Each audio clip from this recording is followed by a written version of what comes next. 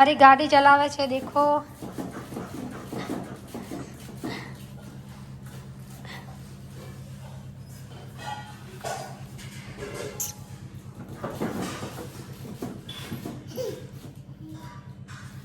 તો ગાઈસ જમવાનું પણ બની ગયું છે. તમને બતાવશું વિડીયોમાં શું જમવાનું બનાવ્યું છે.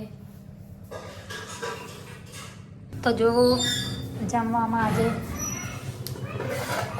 ચોળીનું શાક છે, ભાત છે અને આ બટાકાને પાલકનું શાક છે ને રોટલી છે. તો હવે અમે જમવા બેસીશું. કેવું લાગ્યું અમારું જમવાનું કે કોમેન્ટ કરજો વિડીયોમાં. પરી ખાવ નહીં બેટા? ચમ હેડ ખાઈ લે પછી આ કાઢી.